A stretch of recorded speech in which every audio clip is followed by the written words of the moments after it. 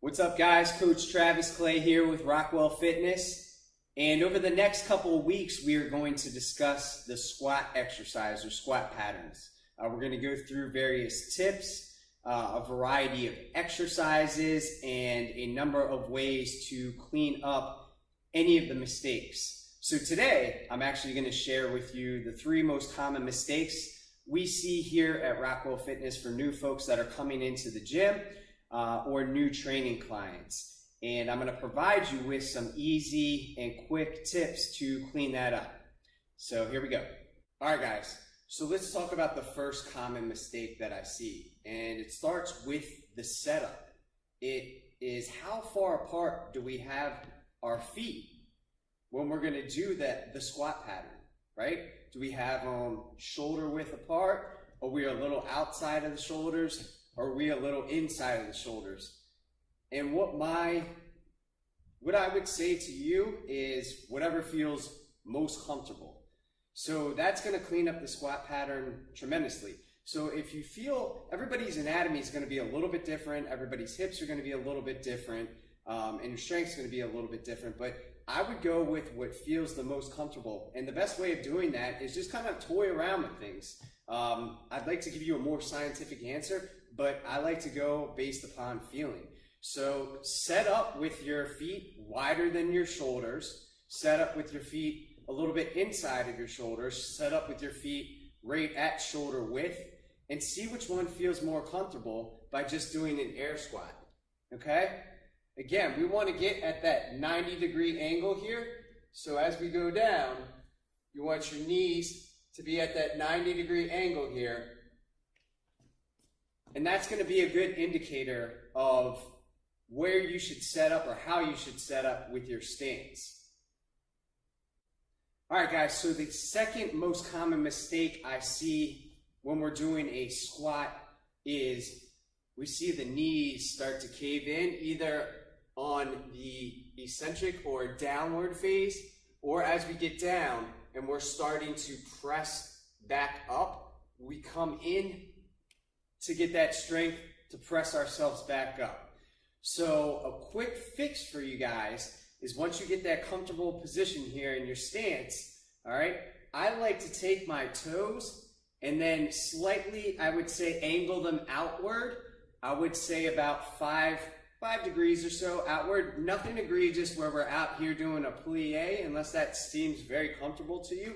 But I would slightly turn the toes outward. And then what you want to do is you're going to track your knees right over that second toe, okay? So as you go down, we're going to track right over that second toe here, and then we're coming right back up the same way. So that's an easy way to clean up, keeping your knees out as you go down and as you come back up. Another way that we will cue a client if their knees are caving in is to spread the floor. So think as you're going down, you're pushing the floor apart with your feet, and as you press back up, you're doing the same thing. All right, so those are 2 simple cues to clean up that knee caving. All right, guys, so the third and final mistake that I typically see for a new person coming into the gym or a new training client is going to be that the heels are coming off the floor, okay? And that could be for a number of reasons, all right? But typically, we may have a lack of mobility in our ankle joint. So if you see yourself coming up on your toes as you come down and you're pressing up, you're going to have knee issues, you're going to have hip issues. A quick fix for that is getting 2 5-pound plates here, all right? Putting them on the floor, flat down, and then you're going to put your heels on top of that, and that's going to angle your ankles to give you that range of motion necessary until you can work on your ankle mobility and that you have greater range of motion there. So once you do that, then we're going to come down. The heels are already up, but we're pushing flat down on the floor. So I'll turn it to the side here. All right, so where your ankles or you would be typically up, your heels would be up off the floor, and you'd be pressing through your toes.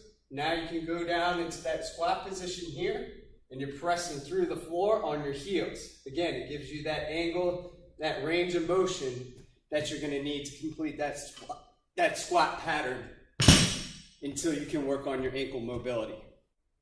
All right, guys. So those are the 3 most common mistakes that I see as new people coming into Rockwell Fitness, new training clients, or those that are new to the squat exercise.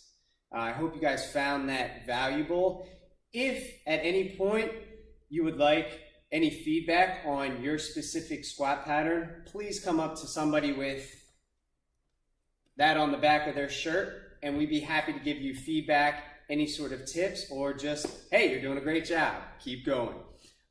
Please tune in each week. We're going to continue with the squat pattern, different variations of the squat throughout the next couple weeks, and then we will move into more trainers' tips and exercises as the weeks go along. So again, I'm Coach Travis Clay here with Rockwell Fitness, and I hope you have a great day.